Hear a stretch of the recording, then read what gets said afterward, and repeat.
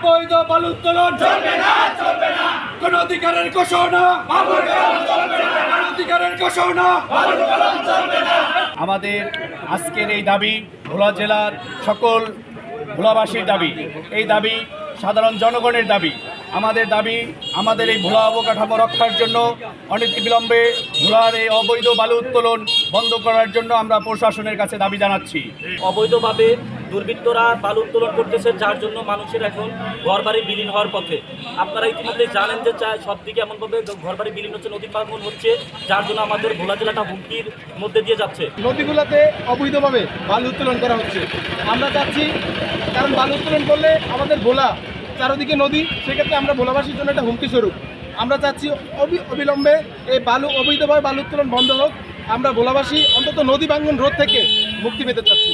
আমরা বলতে চাই ভোলা জেলা বন অধিকার পরিষদের সর্বদা প্রশাসনের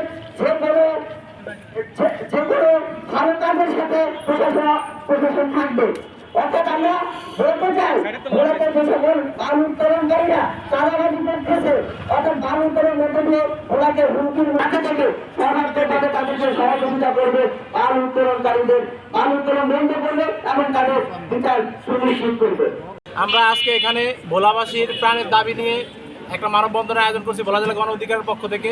আমাদের একমাত্র দাবি যেটা হচ্ছে যে বর্তমানে ভোলাতে যে অবৈধ বালু উত্তোলন, এই প্রক্রিয়াটা যেহেতু বন্ধ করা হয় এবং যথাযথ আইনের আওতায় এনে ব্যবস্থা নেওয়া হয়, এই দাবি নিয়ে আমরা এখানে সবাই সম্মিলিতভাবে দাঁড়াইছি। আমাদের চারপাশে ঘিরে আছে, আপনারা যদি একটু লক্ষ্য করে দেখতে পারেন, চারদিকে এমনভাবে নদী ভাঙন হচ্ছে যে নদী ভাঙনের কবলে করে নিরীহ মানুষ আজকে বাস্তুচ্যুত হচ্ছে।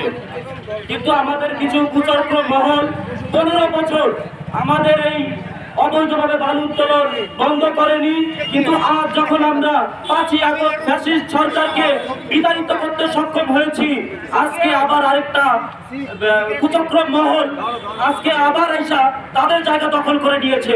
তাহলে কি আমরা আজকে বাংলাদেশকে যেই স্বাধীনতার স্বাদ দিতে চেয়েছিলাম, সেই স্বাধীনতার স্বাদ এখনো দিতে পারিনি? আমরা বলতে চাই গণ অধিকার পরিষদের পক্ষ থেকে যারা যে চারদিক থেকে যেভাবে বালু উত্তোলন করতেছে, সেই যারা যেভাবে দখলদার করতে চাইতেছে, আমরা চাচ্ছি না তারা যেন আবার আগের সরকারের মতো আবারও মাথা ছাড়া দিয়ে উঠে। আমি বলতে চাই যারা দখলদার মানুষের খাস জমি এবং অবৈধভাবে নদী থেকে বালু উত্তোলন করতেছে, তাদেরকে অবিলম্বে আইনের আওতায় আনা হোক এবং জেলা প্রশাসনের মাধ্যমে যাদেরকে যেভাবে শাস্তি দেওয়া হয়, শাস্তির আওতায় আনা হোক।